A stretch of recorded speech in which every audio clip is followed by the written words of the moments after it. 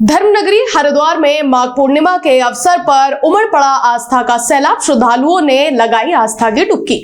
Ankita case में VIP के नामों पर कार्रवाई न होने पर कमला पंत ने सरकार पर खड़े किए सवाल। ऋषिकेश में महिला की गोली मारकर हत्या, आरोपी की तलाश में जुटी पुलिस।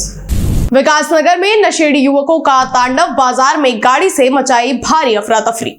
नमस्कार, आप देख रहे हैं खबर गंगा और मैं हूं आपके साथ अंजलि रावत। अब खबरें विस्तार से। देहरादून के उत्तराखंड प्रेस क्लब में स्वर्गीय अनिल नेगी की स्मृति में शूटिंग प्रतियोगिता का आयोजन किया गया। इस कार्यक्रम में मुख्य अतिथि के रूप में पहुंची कैबिनेट मंत्री रेखा आर्या ने विजेताओं को सम्मानित किया। पत्रकारों को संबोधित करते हुए मंत्री रेखा आर्या ने कहा कि पत्रकारों की दिनचर्या बेहद तनावपूर्ण होती है, ऐसे में मानसिक शांति के लिए खेल बेहद जरूरी है। उन्होंने सरकार की खेल नीतियों का जिक्र करते हुए सभी पत्रकार साथियों का उत्साहवर्धन भी किया। उत्तरांचल प्रेस क्लब के द्वारा सभी पत्रकार बंधुओं के द्वारा जो है आज बृहद स्तर पर श्री अनिल नेगी जी के आज उनको श्रद्धा सुमन अर्पित करने के परिप्रेक्ष्य में प्रतियोगिता जो है वो शूटिंग की आज आयोजित हुई और इस कार्यक्रम में मुझे आने का सौभाग्य प्राप्त हुआ। निश्चित रूप से ये पत्रकारों के लिए भी बहुत आवश्यक है कि जिस प्रकार की जीवन की आपाधापी में वो हमेशा रहते हैं, जिस प्रकार से वो लोकतंत्र की ज्योति को हमेशा जगाए रहते हैं और जिस प्रकार से समाज को जागृत करने का काम करते हैं, तो उनके लिए भी बहुत आवश्यक हो जाता है कि वो मेंटली भी फिट हो, फिजिकली भी फिट हो, फाइनेंशियली भी फिट हो, सोशली भी वो फिट हो। तो उसकी शुरुआत जो है हेल्थ से होती है और हेल्थ जो है वो स्पोर्ट्स से अच्छा होता है। तो उन्होंने आज इसका संकेत दिया है, इसमें प्रतिभाग करते हुए उन्होंने शूटिंग करी है और लगातार कई प्रतियोगिताएं अन्य भी अब आयोजन होते रहेंगे। तो मेरी ओर से तो उनको बहुत शुभकामनाएं हैं और उनके द्वारा जो है कुछ मांगे भी मेरे समक्ष रखी गई है। निश्चित रूप से स्पोर्ट्स डिपार्टमेंट जो है उत्तरांचल प्रेस क्लब के मांगों के साथ में है। हम जहां कहीं भी चाहे संसाधन के रूप में हो, सहयोग के रूप में उनके साथ में खड़े हैं और मैं उन सभी से मैंने निवेदन भी करा है कि ये प्रतियोगिता केवल का एक अभिन्न अंग 1 घंटे के रूप में अपने स्वास्थ्य वर्धन के लिए जो है वह जरूर स्पोर्ट्स को अपने दिनचर्या का अहम हिस्सा बनाए, ताकि जो है वो हमेशा फिट रहें और एक फिट उत्तराखंड के निर्माण में जो है वो अपनी अहम भूमिका निभाएं। धर्मनगरी हरिद्वार में आज माघ पूर्णिमा के अवसर पर आस्था का सैलाब उमड़ पड़ा है। सुबह से ही हर की पैड़ी पर देश के कोने कोने से आए श्रद्धालु गंगा में आस्था की डुबकी लगा रहे हैं। भारी भीड़ को देखते हुए पुलिस और प्रशासन ने सुरक्षा के कड़े इंतजाम किए हैं। माना जा रहा है कि शाम तक लाखों श्रद्धालु मां गंगा का आशीर्वाद लेंगे। 3 बजे से चले हुए हैं, अभी आके पहुंचे हैं। हम गंगा स्नान करने के लिए आए हैं। हमें नहा के बहुत ही आनंद हुआ, बहुत अच्छा लगा। गंगे मैया ने हमारी मनोकामना पूर्ण की है, सभी की ऐसी पूर्ण करें और हम हर बार ऐसे ही आते हैं। बहुत ज़्यादा हमें इस चीज़ का मिला है महत्व। हम जैसे हमारी मनोकामना पूर्ण करी गंगे मैया ने, ऐसी सभी की मनोकामना पूर्ण करे।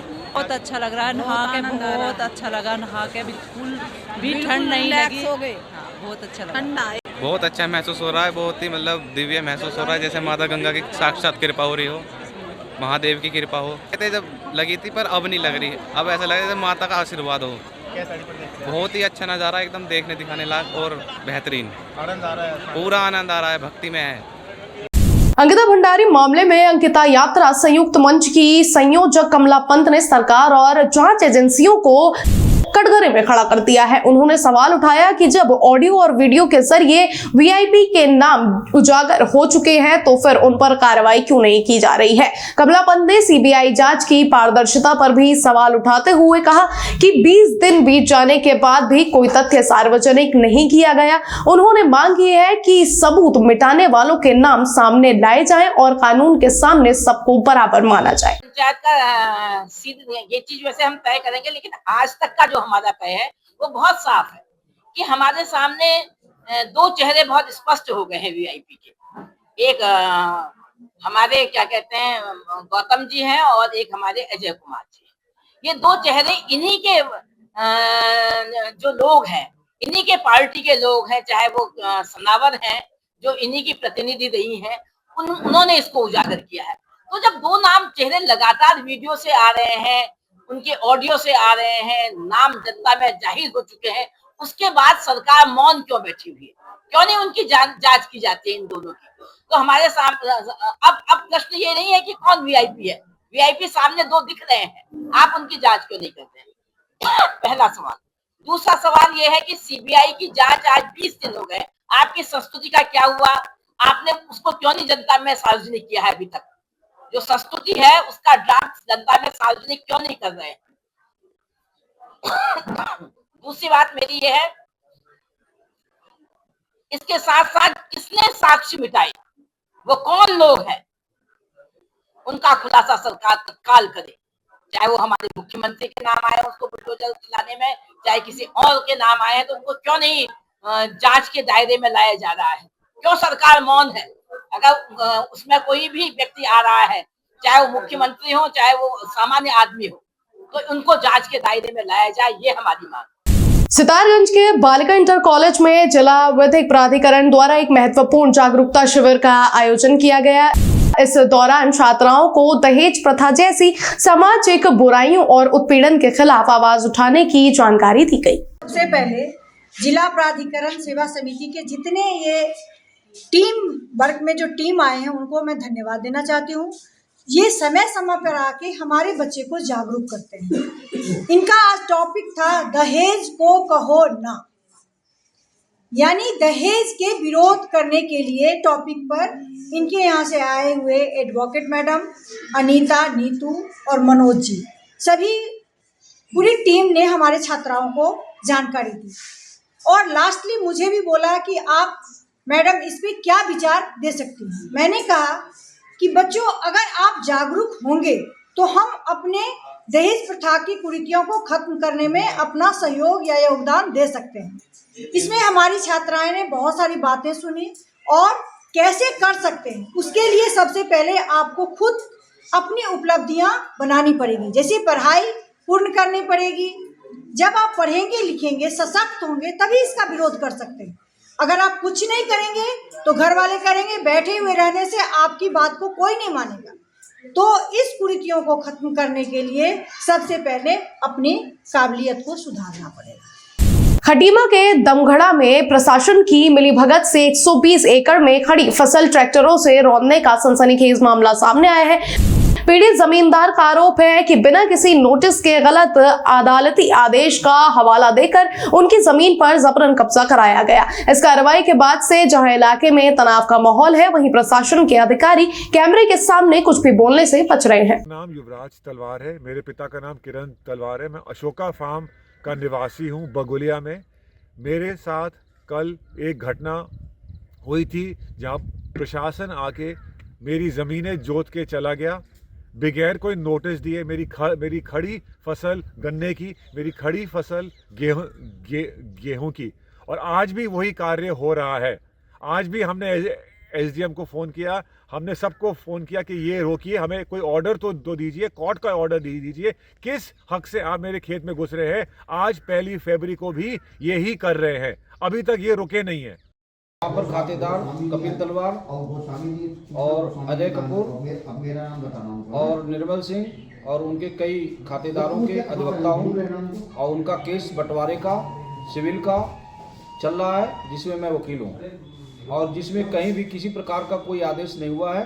कुछ भूमाफिया बलविंदर सिंह पिछले वर्ष जो खातेदार यहाँ नहीं रहते थे उनसे अपना धोखाधड़ी से करने की नीयत से, अपना कब्जा करने की नीयत से एक प्रार्थना पत्र दिया था, जिसमें कलेक्टर महोदय द्वारा 19 में जांच कराई गई थी, जिसमें पाया गया था कि इसमें 250 खातेदार है, किसी का मौके पर कोई कब्जा नहीं, जो गांव में नहीं रहता है उसको कब्जा दिलाने का कोई प्रावधान नहीं है। और ये कश्मीर सिंह को भेज दिया गया था, लेकिन ये कश्मीर सिंह भूमाफिया बलविंदर सिंह के मिल करके कुछ 25 भूमाफियाओं को लेकर के आज ट्रैक्टर लेकर के खेत की जुताई कर रहा है और खड़ी फसल 50 लाख की हमारे पार्टी का बर्बाद कर दिया है, जिसके लिए हम माननीय उच्च न्यायालय में चाराजोई करेंगे, और जो न्यायालय में विचाराधीन वाद है उसमें अपना चाराजोई करेंगे।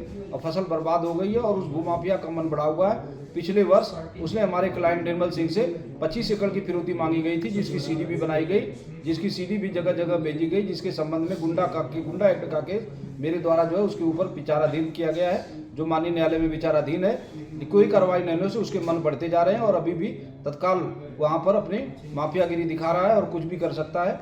ये गृह क्षेत्र सीएम महोदय का है और उनके द्वारा भी उस पर कोई एक्शन नहीं किए जाने से उसके मन और बढ़ते जा रहे हैं। और प्रशासन उनके साथ मिली भगत करके खड़े होकर के कार्य किया जा रहा है। प्रगणाधिकारी महोदय द्वारा मेरे से पूछने की कोशिश की मेरे द्वारा कि माननीय उच्च न्यायालय के आदेश में ऐसा क्या लिखा था, और मेरी बात भी हुई थी। मैंने कहा था साहब इसमें कुछ नहीं लिखा तो ऐसा क्या करेंगे, लेकिन उनके द्वारा कुछ बताया नहीं जा रहा और मेरा फ़ोन भी रिसीव नहीं किया जा रहा है। वहाँ से आई कि ऐसी घटना घट गई है। मैं मौके पर गया पूर्व सैनिक और हमारे कुछ अधिवक्ता साथियों के साथ। मैंने सबसे पहले मैं माननीय उच्च न्यायालय का भी जो निर्णय है वो स्वागत करते हैं, हम उनका पालन करेंगे।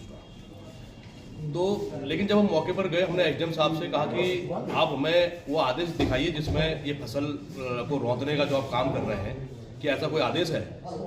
तो उनके द्वारा हमें कोई आदेश नहीं दिखाया गया। वहाँ के एसओचओ जो थे देवेंद्र गौरव, हमने कहा आपके पास कोई ऐसा आदेश है? उन्होंने बोला एसडीएम साहब के पास कोई आदेश है, और हमसे वार्ता करने को तैयार नहीं था। दूसरा विषय मेरा उनसे ये कहा कि हम माननीय न्यायालय का स्वागत करते हैं और जो भी निर्णय है उसका अनुपालन करेंगे हम, लेकिन वो मालिक कहाँ है जिनके नाम पर जमीन का जो भी कोर्ट का आदेश है वो मालिक को तो सामने चाहिए। खटीमा एक गुलदस्ता है और ऐसे जो खटीमा की जमीनें हैं, बहुत सारे लोग ऐसे नॉन जमीन पर बैठे हुए हैं, जिस जमीन की रजिस्ट्री किसी और के नाम पर है, नाम किसी और के नाम पर है, एक सद्भावना के रूप में बैठे हुए हैं। लेकिन इस तरीके का कृत्य अगर करा जाएगा तो खटीमा तो उजड़ जाएगी। आज कोई दूसरा साथी आदेश ले आएगा, कल दूसरा साथी ले आएगा, कल तीसरा साथी ले आएगा, या तो भगदड़ मच जाएगी। और एक बार किसी के मुंह में खून लग जाएगा वो तो सबको रौंद देगा। तो हमने महोदय से, वहाँ पर उप जिलाधिकारी महोदय से हमने कहा कि ऐसा काम नहीं होना चाहिए, हमें इसकी जांच करानी है कि इसके पीछे का अंतिम व्यक्ति कौन है।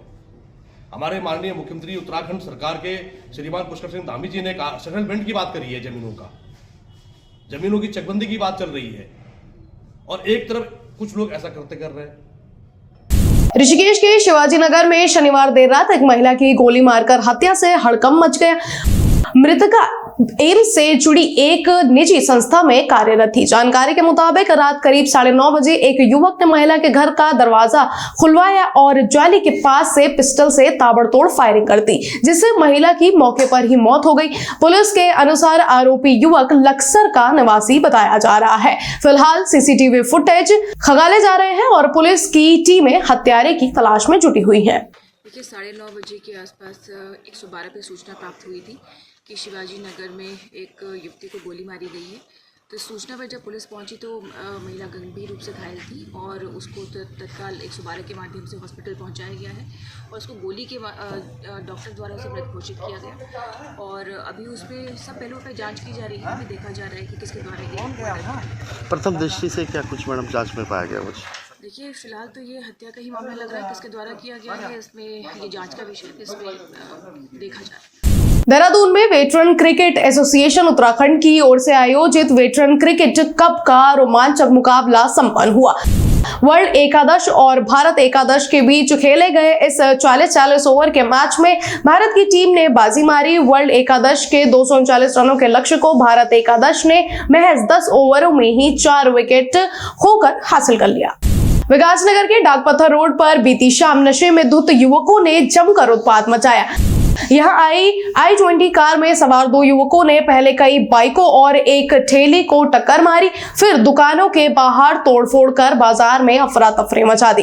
हंगामा बढ़ने पर जब स्थानीय लोगों ने उन्हें रोकना चाहा तो युवक बीच सड़क पर ही गाड़ी खड़ी कर कुछ लोगों से भिड़ गए। सूचना पर पुलिस को भी उग्र युवकों को काबू करने में काफी मशक्कत करनी पड़ी। फिलहाल पुलिस ने एक युवक को हिरासत में ले लिया है और सख्त कार्रवाई की तैयारी की जा रही है। घर की तरफ जा रहा था, मैंने देखा यहाँ पे कुछ झगड़ा चल रहा था वहाँ पे मार्केट में, वो जहाँ पे भी कश्मीरी वाला वो मसला हुआ था। तो मैं वहाँ रुका थोड़ी देर, मैंने पूछा क्या हुआ। ये लड़का निकल के आया बीच में से, इसने सरदार तू कौन, और इसने मेरे को मारना शुरू कर दिया। मेरी बुलेट भी नीचे गिर गई और इसने मेरे को मारना शुरू कर दिया बहुत। अब मैं क्या बोलूँ, इसने बहुत मारा मेरे को और फिर ये चले गए। तब मैंने कॉल भी 100 नंबर पे भी कॉल किया, अपने दोस्तों को ही फ़ोन करा, फिर पुलिस वाले भी आए, उन्होंने बोला हमने गाड़ी पकड़ ली है। तब वहाँ पे गए हम वहाँ पे, तब इसने मेरे को वहाँ पे भी पकड़ लिया और कम से कम 50 मीटर ये मेरे पीछे भी भागा है। अगर इसके हाथ में हथियार होता तो मेरा मर्डर हो जाता है। इसने ना तो शराब पी हुई ना भांग पी हुई, इसने कोई गलत नशा करा हुआ है। ऐसा इसको समझ ही नहीं है कुछ बंदे को कि मैं क्या कर रहा हूँ क्या नहीं कर रहा हूँ। क्या कहना चाहेंगे प्रशासन से ये ऐसे लोगों के बारे में जो इस नहीं, प्रकार का- ये तो बहुत गंदा सा कर रखा है इसने भाई जी। इसके हाथ में हथियार होता तो मैं जिंदा नहीं होता है। तो ये क्या चाहते हैं अब आप? बस आम आदमी है, बस इनको मिलनी चाहिए, इनको सख्त से सख्त सजा मिलनी चाहिए। ये समझे तो कौन सा नशा कर रहे हैं और क्या कर रहे हैं क्या नहीं कर रहे हैं। इनको कुछ पता ही नहीं कि हम क्या कर रहे हैं क्या नहीं कर रहे। मेरे को नहीं लगता उसको पता भी होगा भी हमने क्या किया क्या नहीं किया हुआ। ऐसा नशा किया हुआ उस लड़के ने। क्या नाम है आपका? रंजीत सिंह। और मैं वो गाड़ी चलाता हूँ, मेरे को नहीं, मैं ऑल इंडिया घूमता हूँ और मेरे को खतरा है इस लड़के से। रोड पे 3 युवक जो आपस में लड़ाई झगड़ा कर रहे थे, वो जो शराब के नशे में भी थे। इस संबंध में एक सूचना हमको 112 द्वारा प्राप्त हुई, तो हमारे चौकी इंचार्ज और वहाँ पर फोर्स लेके पहुँचे और इन 3 युवकों को लेके आए हैं, जिनमें से एक का नाम केशव चावला, एक का नाम अंशुल चौहान है और तीसरे का नाम रंजीत है। तो ये कुछ नशे की हालत में है, जिनको मेडिकल के लिए भेजा जा रहा है और जो तहरीर आई है उसके अनुसार कार्रवाई की। पुलिस के साथ भी बदसलूकी की गई। जो चौकी प्रभारी है उनके जो है स्टार भी फाड़ दिए गए, उनको मतलब हानि पहुंचाने की कोशिश की गई। नहीं, अभी जैसे कि चौकी इंचार्ज द्वारा मुझे बताया गया कि चूँकि वो नशे के हालत में थे तो वो अपने को छुड़ाने का प्रयास कर रहे थे। उनके द्वारा ऐसी बात नहीं आई कि उनके द्वारा स्टारों को कुछ किया गया है, उनकी वर्दी को किया गया। आदमी छुड़ा के भागने का प्रयास कर रहे हैं। एक घर में भी हमला करने की कोशिश की गई है, ऐसा सुनने में आ रहा है। हाँ, चूँकि उस दुकान के पास ही जिसमें उसके पीछे ही वो निवास करते हैं, तो वहीं पे झगड़ा हुआ था। तो किस प्रकार की कार्रवाई अमल में लाई जा रही है? अब तहरीर आ रही है, वो लोग आए हैं, जैसा तहरीर आती है उसके अनुसार भी पंजीकृत कर कार्रवाई की जाएगी। उनका मेडिकल कराया जा रहा है। उत्तराखंड की ऐसी ही तमाम खबरों के लिए बने रहे हमारे साथ और देखते रहिए खबर गंगा। नमस्कार।